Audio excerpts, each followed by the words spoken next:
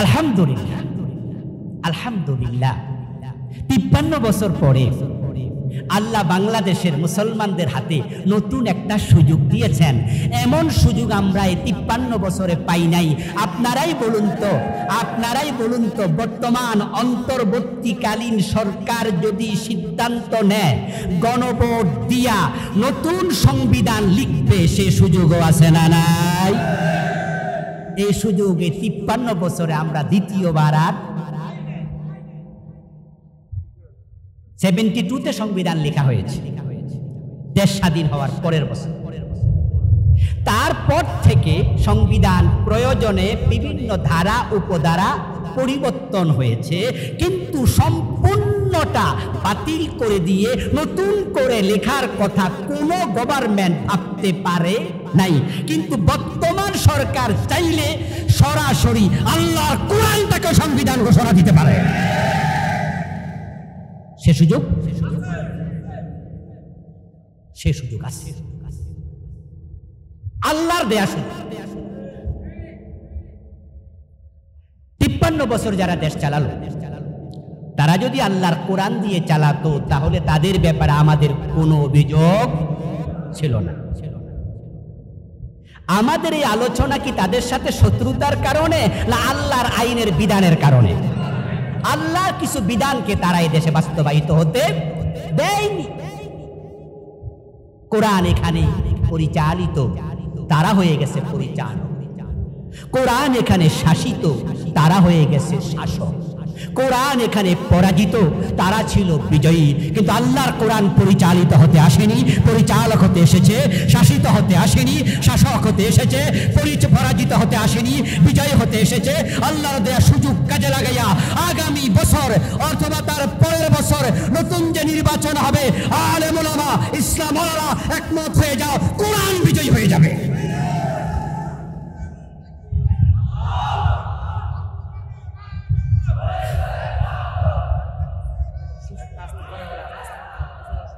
আমার প্রিয় ভাই, আমার ভাইয়েরা, আচ্ছা কোরআন মাজিদকে বিজয়ী করলে লাভ না লস? আচ্ছা কার কার লস আছে হাত তোলা দেন। আমি আবার বলছি, বুঝবেন, কোরআন যদি এই দেশে বিজয়ী হয়ে যায় লাভ না লস? এখানে আমাদের কারো লস আছে? আচ্ছা যদি লস না থাকে তাহলে বিজয়ের ব্যাপারে আপনি ভূমিকা কেন রাখেন? আচ্ছা আপনারা একটু বলুন তো, কোরআন যদি দেশে কায়েম হয়, রাষ্ট্রীয় সম্পদ কি লুট হবে না আমানত হেফাজত হবে? চুরি ডাকাতি চলবে না বন্ধ হবে? অনাচার ব্যভিচার চলবে না বন্ধ হবে? রাতের আধারে গভীর রজনীতে সুন্দরী নারী তার গলায় স্বর্ণের নেকলেস পরে বাবার বাড়ি থেকে শ্বশুর বাড়ি একা একা যাবে, রাস্তায় আল্লাহ ছাড়া কারো অন্তরে আর অন্য কোনো ভয় থাকবে? আল্লাহর বিধান এত চমৎকার। আপনার লক্ষ টাকা আপনার মানিব্যাগে, আপনার হাতে থাকবে, বুক পকেটে, মানুষ দেখবে 1000 টাকার নোট আপনার পকেটে, ভয় থাকবে না। অফিসে যাওয়ার পরে কেউ আপনার ফাইল আটকাইয়া ঘোষ চাইবে না। আপনাকে সুদ দেয়া লাগবে না। লান রাষ্ট্র প্রতিষ্ঠা যখন করবে, করজে হাসানার সিস্টেম চালু হয়ে যাবে।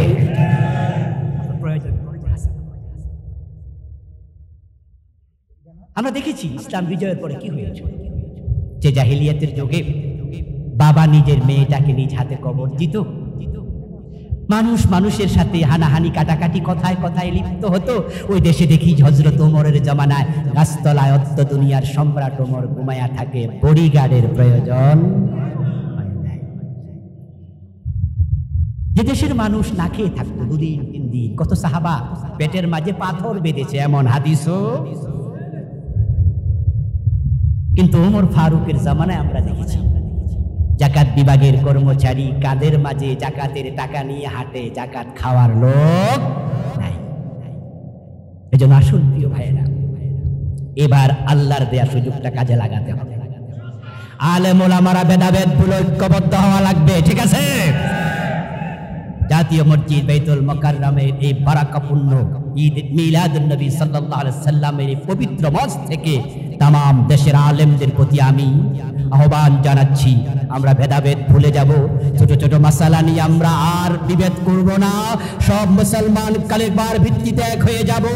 আলেমরা যদি এক হয়ে যায়, জালেমরা মাথা তুলে দাঁড়াতে পারবে না। আলেমরা যদি এবার এক হয়ে যেতে পারে, এমন গণজোয়ার ইসলামের পক্ষে উঠবে যেটা আমরা কল্পনাও করতে, কারণ ধর্মনিরপেক্ষতার রাজনীতি 53 বছর মানুষ দেখেছে। আমরা আগাতে পারলে আগামী 5 বছর ইসলাম দেখতে চায় মানুষ। কুল ইন কুনতুম তুহিব্বুনাল্লাহ ফাত্তাবিউনি ইউহিব্বুকুমুল্লাহ ওয়া ইয়াগফির লাকুম যুনুবাকুম ওয়াল্লাহু গফুরুর রহিম। হে প্রিয় নবী, আপনি বলুন, তোমরা যদি আল্লাহকে ভালোবাসতে চাও, আল্লাহর ভালোবাসা পেতে চাও, আমি নবীকে অনুসরণ করো। আলোচ্য বিষয়, প্রিয় নবী মক্কা বিজয়ের পরে ইসলামী রাষ্ট্র কিভাবে বিনির্মাণ করলেন। এখন আমরা আজকে আলোচনা শুনবো আর বাড়িতে গিয়ে ঘুমিয়ে থাকবো। তাহলে কি রাসূলের অনুসরণ হলো? নবী মুহাম্মদুর রাসূলুল্লাহ সাল্লাল্লাহু আলাইহি ওয়াসাল্লাম ইসলামী রাষ্ট্র মদিনায় প্রতিষ্ঠিত করেছেন। 10টি বছর সেই ইসলামী রাষ্ট্রের তিনি প্রেসিডেন্ট ছিলেন। খন্দকার মাহবুব ভাই বলেছে তিনি আবার রাষ্ট্রের রাষ্ট্রপতি। আচ্ছা, রাসূল রাষ্ট্রপতি ছিলেন, এই মেসেজটা আজকেই কি আমরা জানি না আগেই জানি? তো নবী মুহাম্মদকে যদি বাংলার 92% মুসলমান অনুসরণ করত, তাহলে তো ধর্মনিরপেক্ষতার অনুসারীরা এদেশে রাষ্ট্রপতি হতে পারত না। রাসূল রাষ্ট্রপতি আমরা সবাই জানি। ভাই ফ্যানটাকে আর একটু কাছে দেওয়া যাবে? আর আপনিও চেয়ারে বসেন, একবারে দেখেন তো কত কাছে আনা যায়। বেলাল বেটু সামনে আগে তাহলে ওটা ফ্যানটা আমাকে ছেড়ে দেওয়া করে, ঘেমে যাচ্ছি।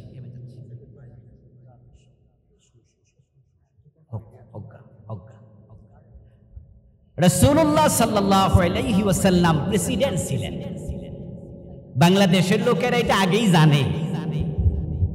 মক্কা বিজয়ের পরে তিনি ইসলামী রাষ্ট্রকে পরিপূর্ণতা দিয়েছেন। এই ওয়াজ আবুল কালাম আজাদ আজকে করবে আর আপনারা জানবেন। ব্যাপারটা কি তা? এটা সবাই জানে। প্রবলেম হলো এক জায়গায়, আমরা জানি কিন্তু অনুসরণ করি না।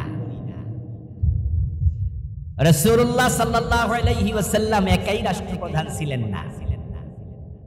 উনি ইন্তেকাল করার পরে উনি ইন্তেকাল করলেন সোমবারে। আপনারা জানেন যে উনাকে দাফন করা হয়েছে মঙ্গলবার দিবাগত রাতে তথা বুধবারে।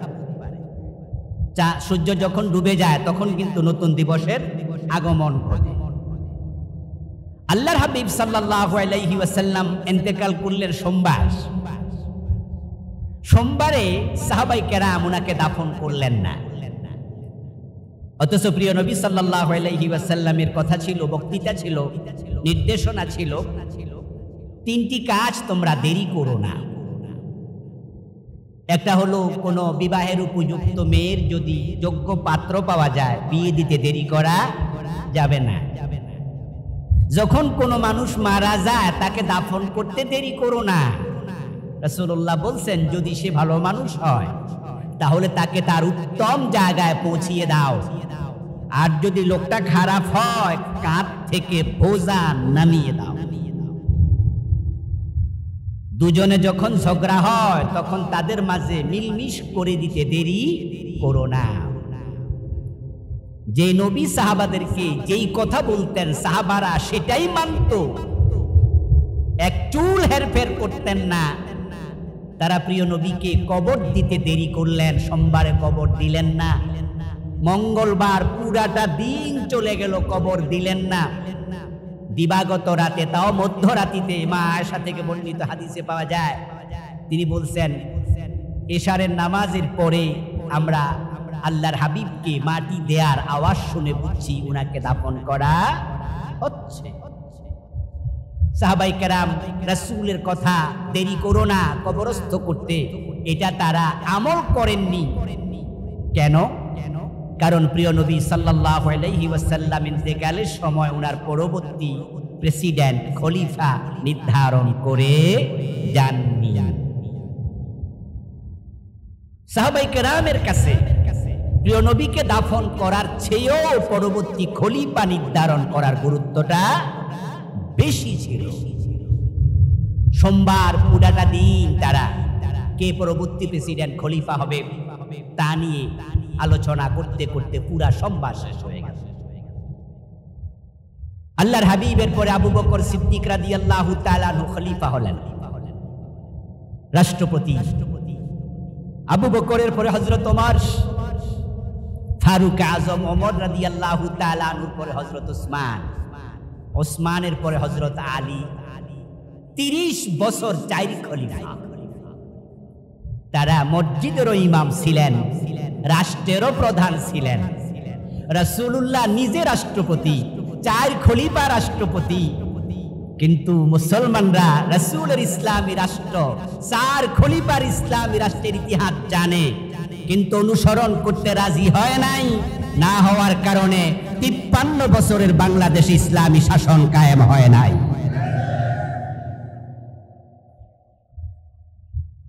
যে সাবজেক্ট আমাকে দেয়া হলো, এই সাবজেক্ট হচ্ছে প্রিয় নবীর অনুসরণের সাবজেক্ট। আমার প্রিয় ভাইরা, রাসূলুল্লাহ সাল্লাল্লাহু আলাইহি ওয়াসাল্লামকে অনুসরণ করা আমাদের জন্য নফল না ফরজ? ফরজে কিফায়া না ফরজে আইন? আল্লাহর হাবিব সাল্লাল্লাহু আলাইহি ওয়াসাল্লামকে অনুসরণ না করলে উম্মত হওয়া যাবে না। আল্লাহর জান্নাত পাওয়া এবং না পাওয়া ডিপেন্ড করবে, নির্ভর করবে রাসূলুল্লাহর আনুগত্যের উপরে। قال النبي صلى الله عليه وسلم من أحب سنتي فقد أحبني ومن أحبني كان معي في الجنة। আল্লাহর হাবিব বলছেন, যে ব্যক্তি আমার সুন্নাহকে ভালোবাসে সেই মূলত আমি নবী মুহাম্মদকে ভালোবাসে। আর যে আমার সুন্নাহকে জীবনে ধারণ করে ভালোবেসে জীবন কাটাবে, কানা মাই ফিল জান্নাহ, সে আমি নবীর সাথে আল্লাহর জান্নাতে ঢুকবে। আমরা তো আল্লাহর জান্নাতে সবাই যেতে চাই, ঠিক না? এই যে আয়োজন আল্লাহর জান্নাত পাওয়ার জন্যই। আল্লাহর জান্নাতে যেতে হলে প্রিয় নবীকে অনুসরণ করা আবশ্যক, এটা ফরজ। قال النبي صلى الله عليه وسلم كل امتي يدخلون الجنة। প্রিয় নবীজি বলেন, আমার সব উম্মত জান্নাতে যাবে, ইল্লা মান আবা, তবে যে অস্বীকারী সে জান্নাত পাবে না। কিলা মান আবা ইয়া রাসূলুল্লাহ, প্রশ্ন করা হলো, আল্লাহর নবী অস্বীকার কে করলো? কোন উম্মত অস্বীকারী? রাসূলুল্লাহ জবাব দেন, মান আতাআনি দাখালাল জান্নাতা ওয়া মান আসানি ফাকাদ আবা। যে আমি নবী মুহাম্মদকে অনুসরণ করবে সেই হবে জান্নাতি, যে আমাকে অনুসরণ করবে না সে অস্বীকারী, তার কপালে জান্নাত নেই। রাসূল সাল্লাল্লাহু আলাইহি ওয়াসাল্লামকে অনুসরণ করার উপরে আপনার আমার জান্নাত নির্ভর। অনুসরণ করবেন জান্নাত, অনুসরণ করবেন না জান্নাত মিলবে না। দাবি করলেই হবে না আমি উম্মত, দাবি করলেই হবে না আমি আহলে সুন্নাত ওয়াল জামাতের লোক, দাবি করলেই হবে না আমি আশিক রাসূল, দাবি করলেই হবে না আমি সুন্নি। এগুলো দাবি করার বিষয় নয়, রাসূলকে অনুসরণ করে বাস্তব জীবনে এগুলো দেখানোর বিষয়। এজন্য প্রিয় নবী বলছে, মান আহাব্বা সুন্নতি ফাকাদ আহাব্বানি। রাসূলকে মানতে হবে, অনুসরণ করতে হবে। মনে মনে কেউ কেউ আবার ভাববেন, যাক তাহলে তো আমি রাসূলের সাথে জান্নাতে যাওয়ার মোটামুটি একটা ব্যবস্থা হইছে, কারণ আমি তো দাড়ি রাখছি। রাসূলের দাড়ি ছিল, আমারও দাড়ি আছে। রাসূল টুপি মাথায় দিতেন, আমিও টুপি মাথায় দিই। রাসূল সাল্লাল্লাহু আলাইহি সাল্লাম ডান পা দিয়ে মসজিদে ঢুকতেন, আমিও তো ঢুকি। উনি বুকে হাত বাঁধতেন অথবা নাবির নিচে, আমিও তো বাঁধি নামাজে।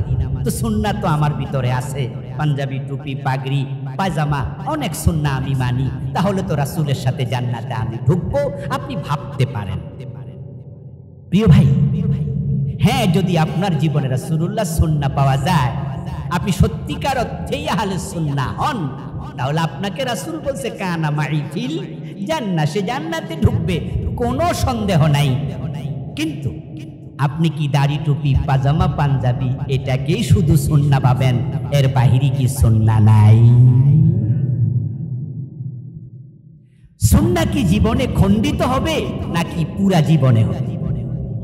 রাসূল সাল্লাল্লাহু আলাইহি ওয়াসাল্লাম অনুসরণ করতে হবে জীবনের সব জায়গায়, বটম থেকে টপ পর্যন্ত, ব্যক্তি জীবন থেকে আন্তর্জাতিক বলয় পর্যন্ত, পাকঘর থেকে সংসদ পর্যন্ত আমরা থাকবো যেখানে রাসূলের অনুসরণ থাকা লাগবে সেখানে। প্রিয় নবী সাল্লাল্লাহু আলাইহি ওয়াসাল্লাম কোরআনের বাহিরে নিজের জীবনে সামান্যটুকু চলেন নাই, কোরআনের বাহিরে কোনো কথা তিনি বলেন নাই, ওহির বাহিরে বলতেন না, ওহির বাহিরে চলতেন না। রাসূল যেমন ওহী অনুসরণ করেছেন, সেই ওহী আমাদের কাছেও আছে না নাই? তারাকতু ফীকুম আমরাইন লান তাদিল্লু মা তামাসসাকতুম বিহিমা কিতাবাল্লাহি ওয়া সুন্নতি। প্রিয় নবীর ইসলাম হলো পূর্ণাঙ্গ, আল্লাহর ইসলাম পূর্ণাঙ্গ, আর আমাদের জীবনে ইসলাম হলো অর্ধেক। কারো 25% ইসলাম, কারো 50%, কারো 75%। আলহামদুলিল্লাহ, আল্লাহর এমন কিছু বান্দাও আছে যারা জীবনে 100% ইসলাম মানতে রাজি হয়ে বসে আছে। ওই ইসলাম মানার পথে চলতে গিয়ে জেল, জুলুম, অত্যাচার যাই চালানো, চুল পরিমাণ সরে নাম, পূর্ণ ইসলাম মানতে গিয়ে হাসতে হাসতে ফাঁসির মঞ্চে যেত তারা রাজি হয়ে যায়।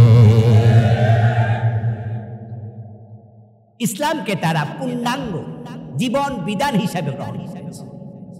আল্লাহর বক্তব্য হলো বিসিলমি কাফা, কনসেপ্ট আপনি নিন প্রিয় ভাই, কনসেপ্ট নিন। এত আশিকে রাসূল বাংলাদেশ, এত সুন্নি জনতা বাংলাদেশ, আচ্ছা শিয়া বাংলাদেশে কয় পার্সেন্ট? আমরা যত পাসপোর্ট বানাই, আমাদের ভোটার আইডি হয়, আমাদের বিভিন্ন পরিচয় হয়, সেখানে লেখা থাকে সুন্নি মুসলিম বা শিয়া।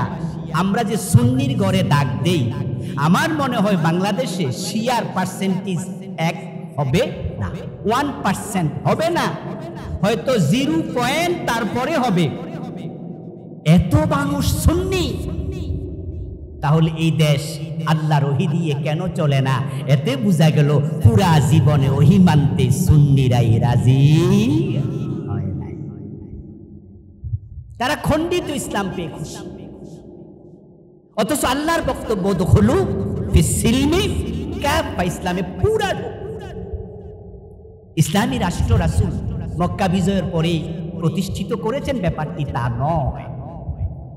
মক্কার বিজয়ের পরে তিনি পূর্ণতা দিয়েছেন। মূলত ইসলামী রাষ্ট্রের গোড়া পত্তন হয় হিজরতের পর থেকে। সুবহানাল্লাহ পড়েন। মক্কা বিজয়ের পরে তো কোরআনের আয়াত নাজিল হয়েছে অল্প কয়টা। মক্কা বিজয়ের আগেই তো কোরআনের অধিকাংশ নাজিল হয়ে গেছে। অধিকাংশ ফৌজদারি বিধান মক্কা বিজয়ের আগে এসেছে। রাসূল সাল্লাল্লাহু আলাইহি ওয়াসাল্লামের জীবনে যত জিহাদ ছিল 27টিতে তিনি সেনাপতি ছিলেন। মক্কা বিজয়ের পরে জিহাদ হয়েছে মাত্র 2টা, হুনাইন এবং তাবুক। বাকি মক্কা বিজয় সহ 25টা তো আগেই হয়ে গেছে। আল্লাহর হাবিব মদিনা হিজরত করার পরেই তো পৃথিবীর প্রথম লিখিত সংবিধান, দি চার্টার অফ মদিনা, ইসলামের প্রথম লিখিত কনস্টিটিউশন তিনি লিখেন হিজরতের পরপর। আউস, খাজরাজ, বনু নজির, বনু কোরাইজা, বনু কায়নুকা সব মানুষকে সাথে নিয়ে তিনি মদিনা একটি শান্তিপূর্ণ রাষ্ট্র প্রতিষ্ঠিত করলেন।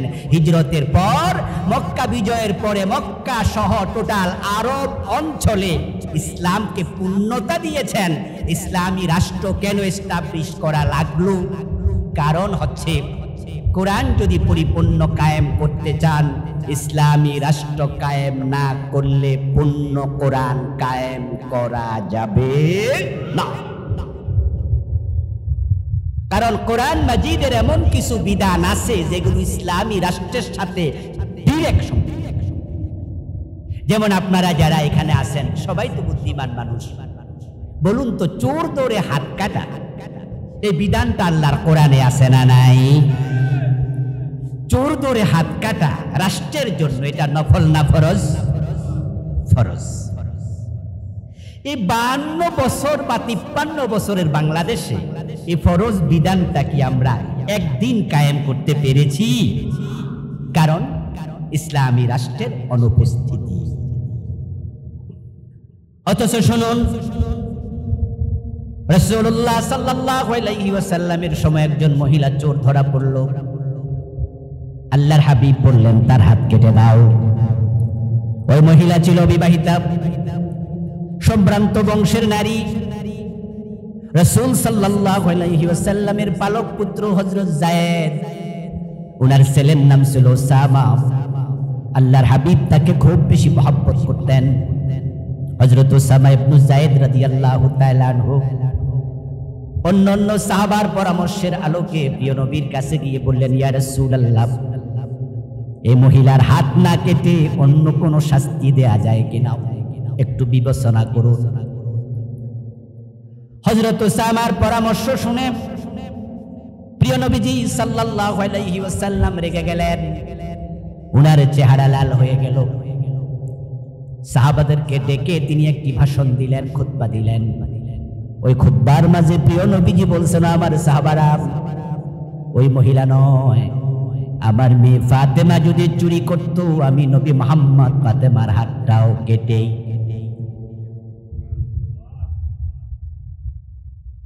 লাওয়ান্না ফাতেমাতা বিনতা মুহাম্মাদিন সারাকাত আন্না মুহাম্মাদান লা ইয়াকতাউ ইয়াদাহা।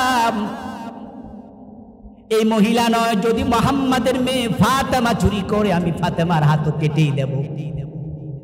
কারণটা কি? কারণ হলো চোর ধরে হাত কাটার বিধানটা দিয়েছেন কে? আল্লাহর বিধান মানা আমাদের জন্য নফল না ফরজ?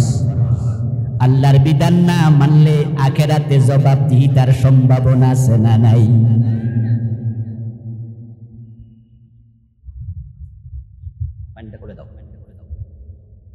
রাসূলুল্লাহ সাল্লাল্লাহু আলাইহি ওয়াসাল্লাম বলতেছেন, আমি আমার মেয়ের হাত কেটে দেব। এবার ও সুন্নি মুসলমান বাংলাদেশের, আপনাদের কাছে আমি প্রশ্ন রাখি, 53 বছরের বাংলাদেশে আপনারা চোরের একদিনও হাত কাটলেন না। যদি আমার নবী বেঁচে থাকতেন, তিনি আপনাদের মতো থাকতেন না, চোরের হাত কাটতেন।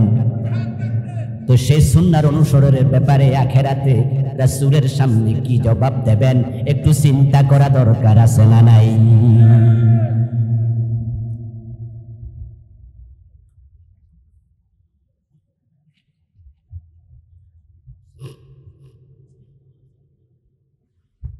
আজকে আমার ওয়াজ শুনবেন, আগামীকাল যদি আপনার ঘরে চোর ঢোকে, তাহলে আপনি চোর ধরে হাত কেটে দেবেন? এ সুযোগ আছে? কারণ ইসলামের ফৌজদারি বিধানগুলো ব্যক্তি কায়েম করবে না, এটা রাষ্ট্রের সাথে সম্পৃক্ত। রাসূল ছিলেন রাষ্ট্রপ্রধান, তাহলে চোর ধরে হাত কাটার জন্য রাসূলের মতো এমন আদর্শের রাষ্ট্রপ্রধান বাংলাদেশে দরকার আছে না নাই? 53 বছর এটা করছে। বাইতুল মুকাররম জাতীয় মসজিদের খতিব যদি, ইমাম যদি আগামীকালকে নামাজ পড়ায় টুপি ছাড়া,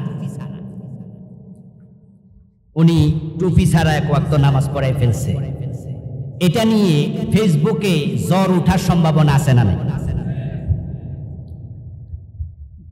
আচ্ছা, টুপি মাথায় দেয়া কি ফরজ না সুন্নাহ? সুন্নাহ মুআক্কাদা না সুন্নাহ নাফিলা?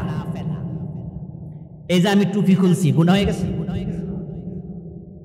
এর মানে হচ্ছে এটা এমন একটা সুন্নাহ যেটা দিলে সওয়াব আছে, না দিলে কোনো গুনাহ নাই। কিন্তু সুর ধরে হাত কাটা সুন্নত না ফরজ? ফরজে কিফায়া না ফরজে আইন? 53 বছর সুর ধরে হাত কাটলো না, এই নিয়ে সুন্নি মুসলমানরা ফেসবুকে জ্বর তুলছে কয়দিন। আজীব মুসলমান, আজীব ইসলাম, আজীব কনসেপশন। ফারুক আজম ওমর রাদিয়াল্লাহু তাআলা আনহুর সন্তান আবু শাহামা যুদ্ধের মাঠে গেল। যুদ্ধটা সংগঠিত হয়েছে তৎকালীন মিশরে। ওখানকার গভর্নর ছিলেন হযরত আমর ইবনুল আস রাদিয়াল্লাহু তাআলা আনহু। যুদ্ধের ময়দানে যুদ্ধ চলাকালে পিপাসা লাগলো, পানি পান করার জন্য তাঁবুর ভিতরে গেলেন হযরত আবু শাহামা। গিয়ে দেখেন একটা মশকের মাঝে খেজুর ভিজানো। খেজুর যদি ভিজিয়ে রাখে, খেজুরের মাঝে একটু লালিমা তৈরি হয়, পানিতে হালকা মিষ্টি মিষ্টি ভাব আসে।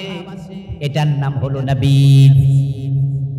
এটা শরবত, এটা খাওয়া যায়। কিন্তু যদি এই নাবিজ 2 দিন 3 দিন 5 দিন লম্বা সময় ধরে ভিজানো থাকে, ওটার মাঝে মাদকতা তৈরি হয়, তার নাম খমর, মদ। এটা খাওয়া হারাম। এখন নাবিজ কখন খমর হয় সেটা যাচাই করার জন্য সেটা নাইরা সাইরা দেখা লাগে। নাবিজ হলো পাতলা, খমর হলো একটু গাঢ়। নাবিজের গায়ের মাঝে ফেনা থাকে না, খমরের গায়ের মাঝে ফেনা তৈরি। যখন নাবিজ ভিজায়া রাখে, হাত্তা কালা ওয়াশতাদ্দা ফাসারা খামরা শারবুহু হারাম ওয়ালাউ কানা কাতরা। যখন জোশ আসে, ফেনা তৈরি হয়, গাঢ় হয়ে যায়, তার মাঝে মাদকতা তৈরি হয়, তখন তা পান করা হারাম, 1 ফোঁটাও পান করা যাবে না। আবু শাহামা পিপাসিত হয়ে তাঁবুতে ঢুকে ওই নাড়াচাড়া দেবেন, একটু দেখবেন, সে সময় কম, যুদ্ধ চলছে তো, তাই নবীজ মনে করে তাড়াহুড়া করে ডকডক করে পান করলেন। মদ পান করার পরে নবীজ তো না, এটা খমর হয়ে গিয়েছে, তিনি টের পান নাই। কিন্তু মদের ক্রিয়া উনি মাতলামি শুরু করে দিলেন। যখন তিনি মাতলামি করলেন, সতীর্থরা দেখলো, ইন্না লিল্লাহ ইন্না লিল্লাহ, ওমরের ছেলে যুদ্ধের ময়দানে মদ পান করে মাতলামি করে, কাজটা সমালোচনা সমালোচনা। উনি যখন জ্ঞান ফিরে আসলো, হুঁশ ফিরে আসলো, তখন তিনি বন্ধু বান্ধব সতীর্থদের থেকে শুনতে পেলেন যে উনি মদ খাইছে।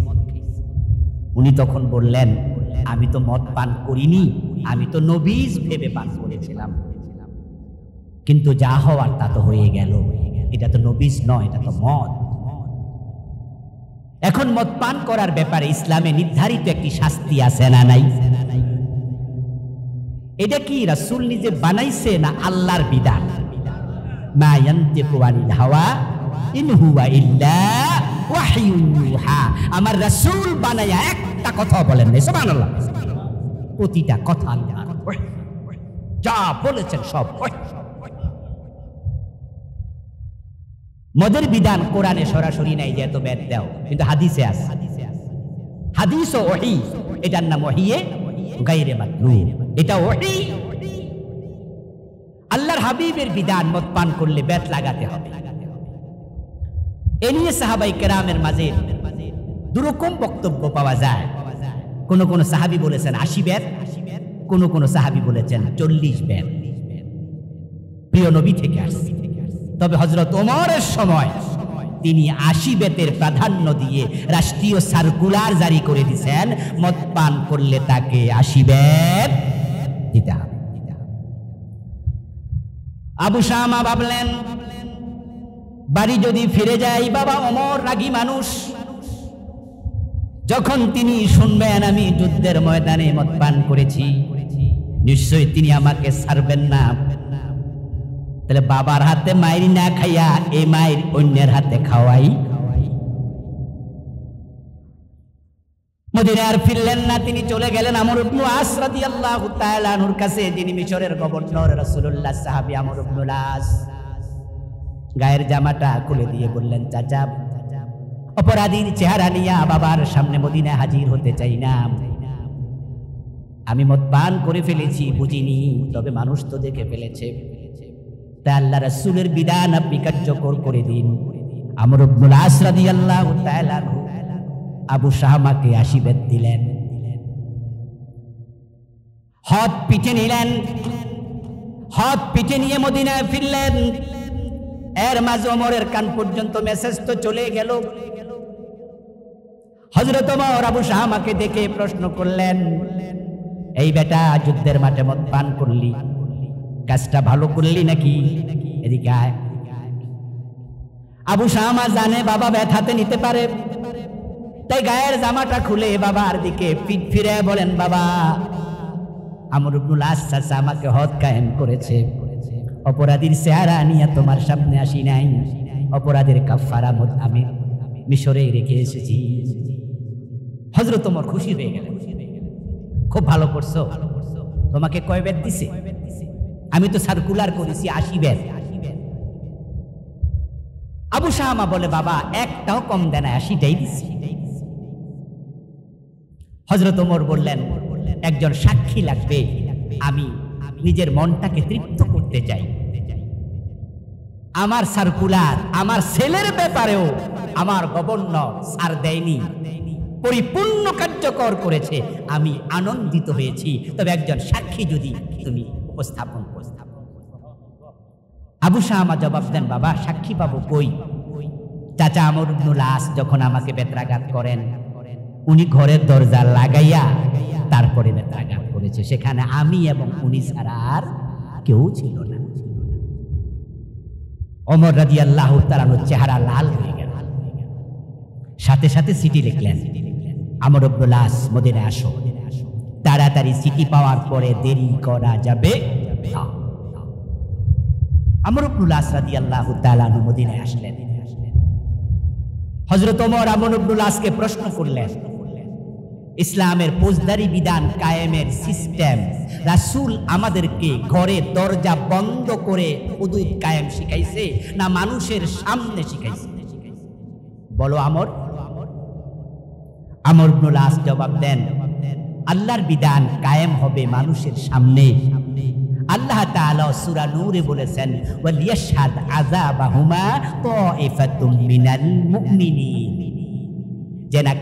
জেনাকারী তাদেরকে যখন শাস্তি দেবেন, ও নবী মুহাম্মদ, একদল মুমিন সেখানে যেন উপস্থিত।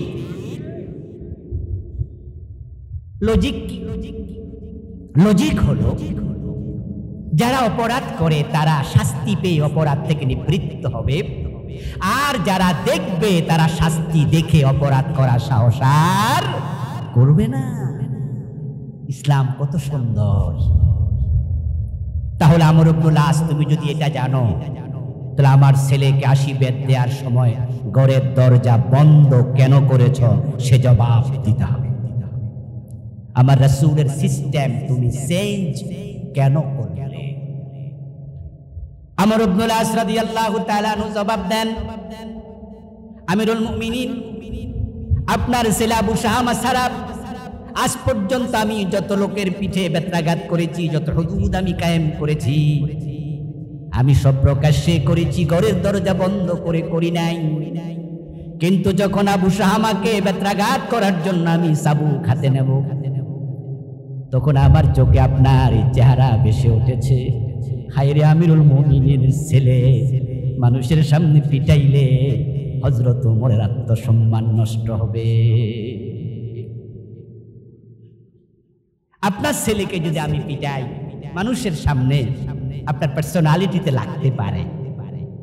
এই জন্য আমি ভাবলাম যে আসিফের দেয়া না জরুরি। আপনার ইজ্জতের দিকে তাকাইয়া আমি ঘরের দরজা বন্ধ করে আল্লাহর কসম একটাও কম দেই নাই, 80টাই দিছি। হযরত ওমর বললেন, অপরাধীর পিতৃ পরিচয় থাকে না। আল্লাহর নবীর সুন্নাহর মাঝে সামান্য হেরফের, এটা সহ্য করা হবে না। তোমার বিচার বাতিল, আবার 80 বেত দিতে হবে। আবু শাহমাকে আবারও 80 বেত দেওয়া। কবি নজরুল চমৎকার ভাবে বলেছিলেন, মদ্যপানের অপরাধী প্রিয় পুত্রকে নিজ করে মেরেছ দোররা, মরেছে পুত্র তোমারই চোখের পরে। এই বেত্রাঘাতের পরে আবু শাহমা আর বেশি দিন বেঁচে থাকেননি। কোন কোন ঐতিহাসিক বলেছেন 15 দিন বেঁচে ছিলেন, কেউ কেউ 1 মাসের কথা বলেছেন, কেউ আরো কম বেশি বলেছেন। আবু শাহমা এরপর অসুস্থ হলেন। কেউ কেউ বলেছেন যে স্বাভাবিক অসুস্থতায় তিনি মারা গেছেন, কেউ কেউ বলেছেন না, ডাবল বেত্রাঘাতে তিনি অসুস্থ হয়েছেন। এবং তার অসুস্থ অবস্থায় হযরত ওমর ছেলেকে দেখতে গেলেন। আবু শাহমাকে দেখতে গিয়ে কপালে চুমু দিয়ে বললেন, ইয়া বুনাইয়া কাইফা আনতা, হে আমার কলিজার টুকরা ছেলে, কেমন আছো? তখন আবু শাহমা জবাব দেন, ইয়া আবাতি তাকতুলুনি, বাবা, আমার প্রিয় বাবা, আপনি জিজ্ঞাসা করছেন আমি কেমন আছি, অথচ আপনি তো আমাকে বাইরাইয়া পিটাইয়া আপনি আমাকে মেরে ফেলছেন। ওমর জবাব দেয়, ইযা লাকাইতা রাব্বাকা ফাখবিরহু ইন্না উমারা ক্বাদ আকামানিল হাদ্দা। ও আমার কলিজার টুকরা আবু শাহমা, যদি তুমি অসুস্থতায় মরে যাও, আল্লাহ সাক্ষাৎ হলে আল্লাহর কাছে জানাইয়া দিও, শরীয়তের বিধানের ব্যাপারে আমার বাবা ওমর আমাকেও সামান্য ছাড় দেয় নাই। এবার আপনাদের কাছে আমার প্রশ্ন, বাংলাদেশে মাদক আছে না নাই? আচ্ছা, 80 বেতের আইন এই 53 বছরে কয়দিন কায়েম করছেন? ইমাম সাহেবের মাথায় টুপি নাই, সমালোচনার জ্বর উঠে যাবে ফেসবুকে। এই টুপি মাথায় না দিলে নামাজ ক্ষতি হয় না, নামাজের কিচ্ছু হয় না, গুনাহ হয় না। হ্যাঁ, টুপির গুরুত্ব আছে, আমরা টুপির গুরুত্বকে ছোট করছি না, টুপি সুন্নাহ, কিন্তু না দিলে কি নামাজ বাতিল হবে? এটা কি ফরজ? এটা কি ওয়াজিব? কিন্তু এই সুন্নাহ যখন আমি মাথায় দেব না, আমাকে নিয়ে সমালোচনা হবে। যেমন আজকের মাহফিলে যদি আমি সারাক্ষণ টুপি খুলে ওয়াজ করতাম, ফেসবুকে ছবি দিয়া কালকে লেখা শুরু হইতো যে উনি কি ওয়াজ করলো, সুন্নাহই মানে না, অথচ এটা নফল, এটা নিয়ে জ্বর ওঠে। মদ পান করলে 80 বেত দেয়া, আরে তো শক্ত বিধান। 53 বছর বাংলাদেশে চলছে না, তা নিয়ে ফেসবুকে জ্বর ওঠে না, এতেই বোঝা গেল ইসলামের মূল কনসেপ্ট আমরা বুঝতে।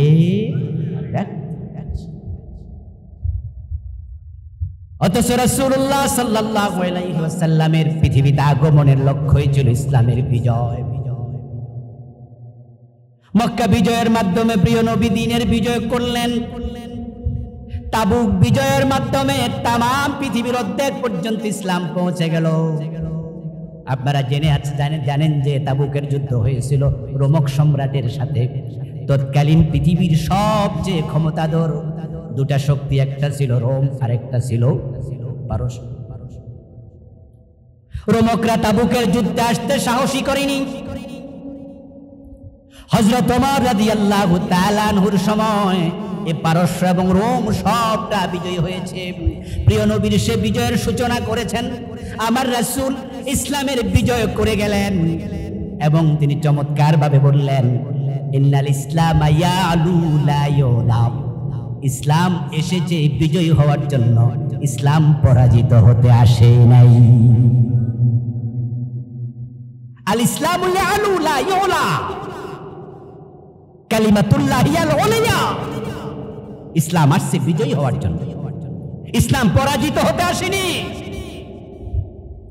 আমার আলোচনা যারা শুনছেন, দয়া করে প্রত্যেকটা ভাই যদি বুঝেন আপনি জবাব দেন, ভুল হইলেও অসুবিধা নাই, মুখটা একটু কাজে লাগান। 53 বছর ধরে বাংলাদেশে 92% মুসলমান আমরা বসবাস করছি। বলুন তো, এই 53 বছরের বাংলাদেশে ইসলাম কি বিজয়ী অবস্থায় আছে না পরাজিত? এদেশে সংসদে ইসলাম নাই, গণভবনে ইসলাম নাই, বঙ্গভবনে ইসলাম নাই, সচিবালয় ইসলাম নাই, মন্ত্রণালয় ইসলাম নাই, শিক্ষা ব্যবস্থা ইসলাম নাই, সংস্কৃতিতে ইসলাম নাই, অথচ ইসলাম সব জায়গায় থাকা লাগবে, ঠিক কি না?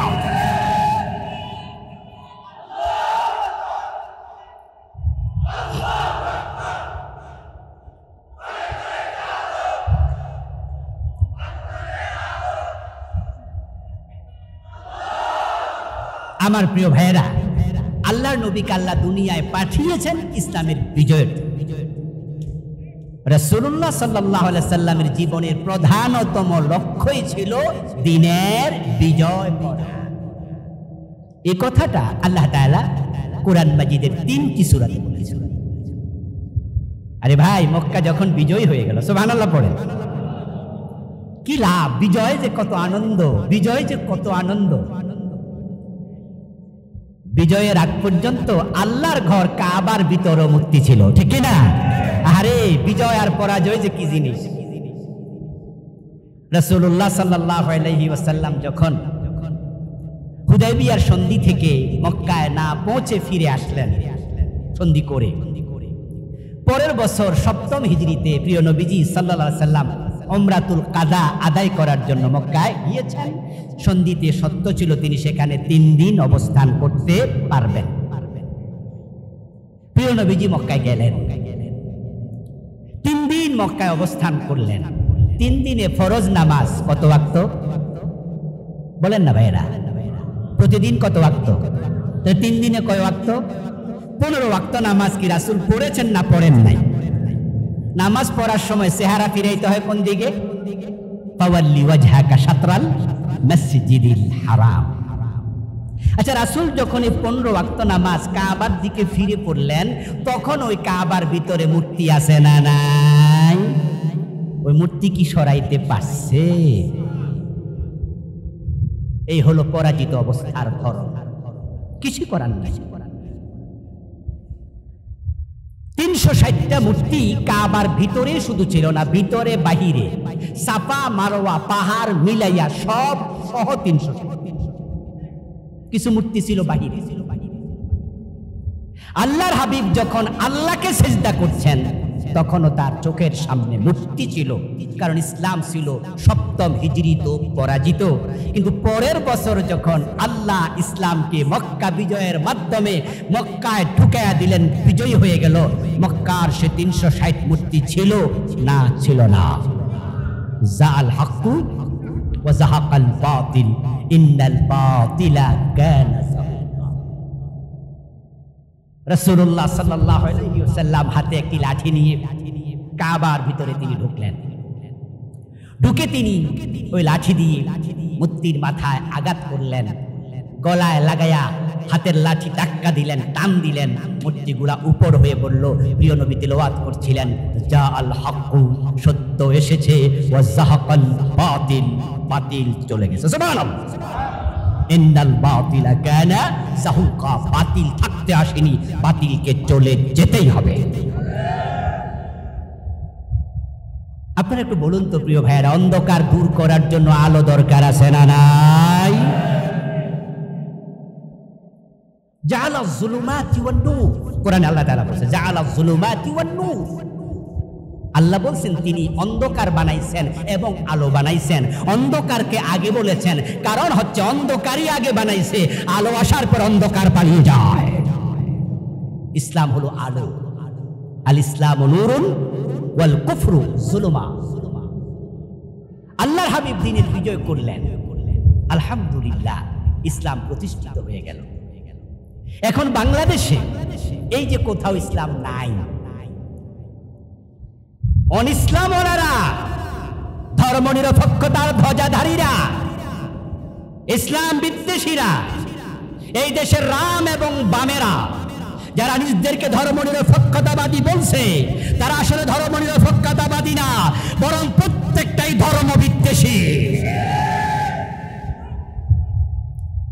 তারা ইসলামকে সব জায়গা থেকে নির্মূলের জন্য পরিকল্পনা হাতে নিয়ে এমন আগাইছে, আগাইতে আগাইতে আমাদের স্কুলের সিলেবাসে শরীফ শরীফার গল্পের নাম দিয়া তারা আমাদের দেশে সমকামিতার সাপ্লাই দেওয়ার ষড়যন্ত্র পর্যন্ত করেছে।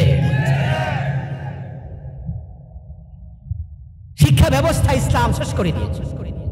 শিক্ষা ব্যবস্থা নতুন গভর্নমেন্ট, বর্তমান অন্তর্বর্তীকালীন সরকার আসলে আপনারা দেখেছেন, এসেই তারা আগের শিক্ষা কারিকুলামকে স্থগিত পরিবর্তন শুরু করে দিয়েছে। কারণটা কি?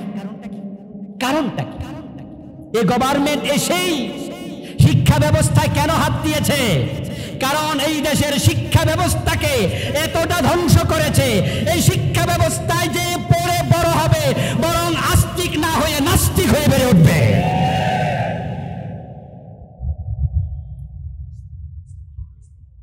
প্রিয় ভাই, কথা বলতে গেলে ভুলা যায়।